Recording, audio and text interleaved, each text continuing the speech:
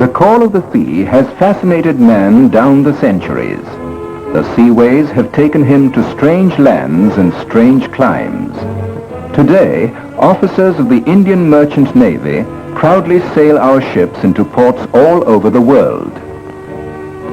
If they have kept aloft the banner of the Merchant Navy, they have to thank the Dufferin, for it was in this ship that they were trained for the job they are doing so well today.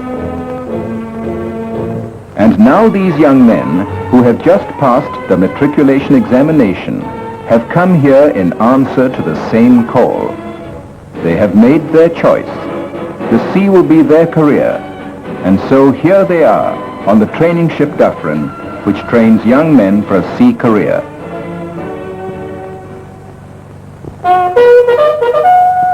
The day starts early on board the Dufferin, stationed in Bombay Harbor. The ship has to be kept clean and shining, and this is the responsibility of the cadets. These daily chores teach them the dignity of labor. These young men, ranging from 15½ to 18 years in age and coming from all over the country, find a new comradeship. It is 8 o'clock, time for hoisting the ensign.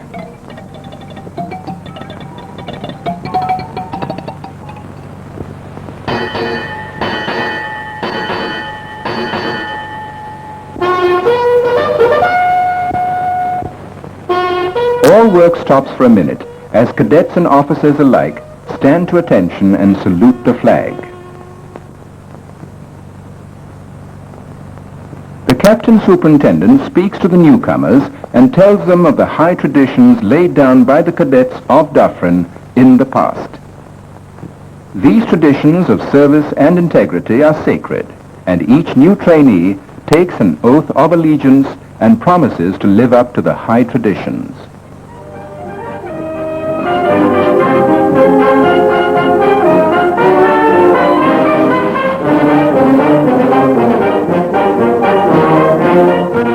Once the oath is taken, he is accepted as a full-fledged cadet. He receives the cadet's badge. This is the beginning of an exciting career. Then the parade, which the captain superintendent of the ship inspects every day. Great stress is laid on a smart turnout.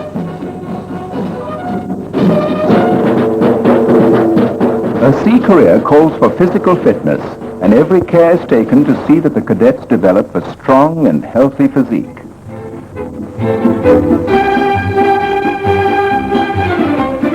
Playgrounds for outdoor games are provided on shore, and the cadets visit them several times a week.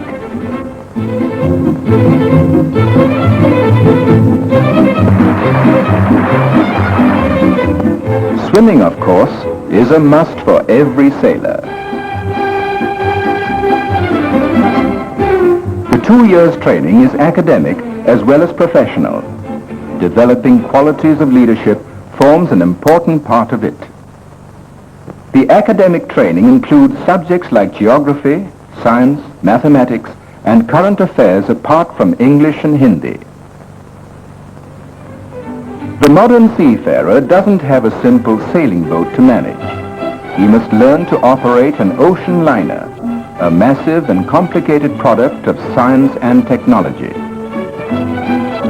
To take care of the professional training of the cadets, there are classes in ship construction, navigation, signaling, pilotage, chart work, and electronics.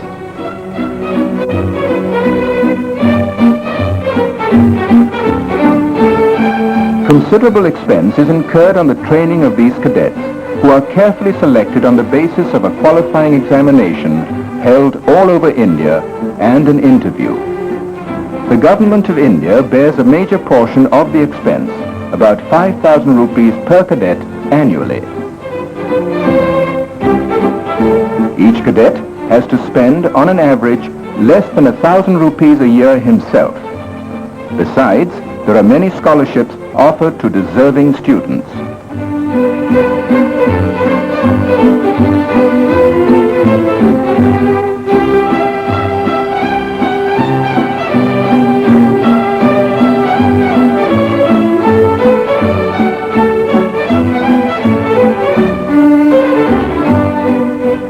maintenance of the ship is an essential part of the training. Life at sea is an arduous one, involving great responsibilities. The training is thorough and as realistic as possible.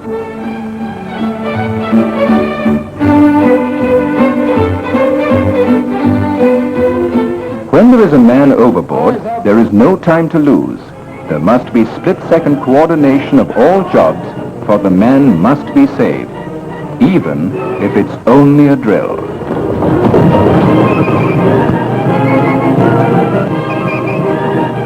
All exercises carried out in sea-going ships are regularly carried out on board. Strict discipline is maintained at all times.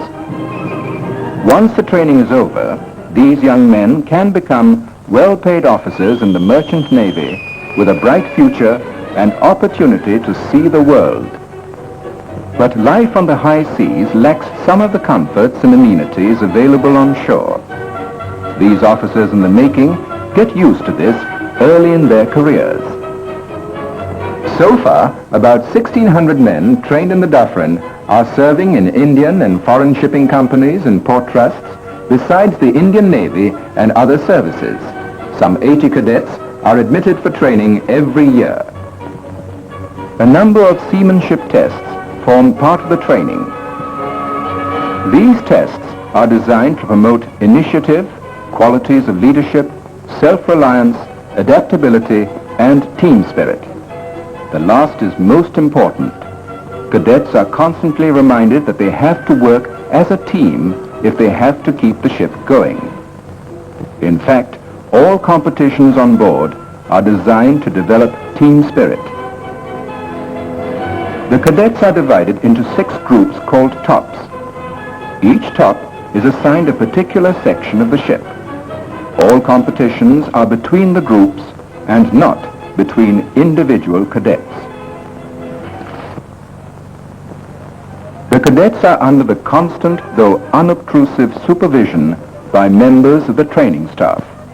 The work of each cadet is watched and assessed carefully.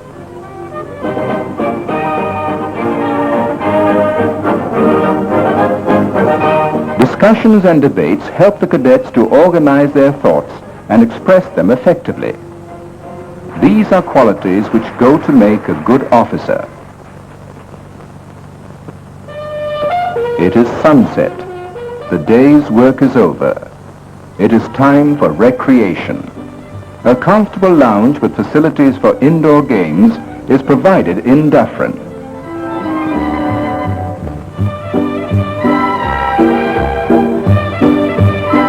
Often cadets and the staff get together for an informal question hour.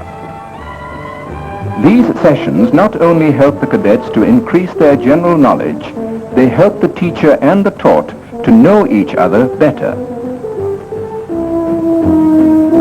For a tough training like this, good and wholesome food is a must, and every care is taken to see that the cadets get it. It is a big day for the cadets. It is the day of the annual prize distribution. Each year, the President's Gold Medal is awarded to the cadet having the qualities most likely to make the finest sailor.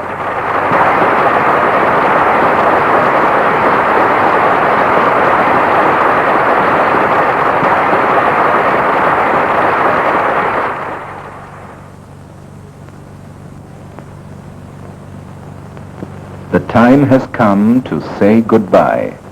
The 2 years that these cadets have spent on the training ship will long be remembered by them.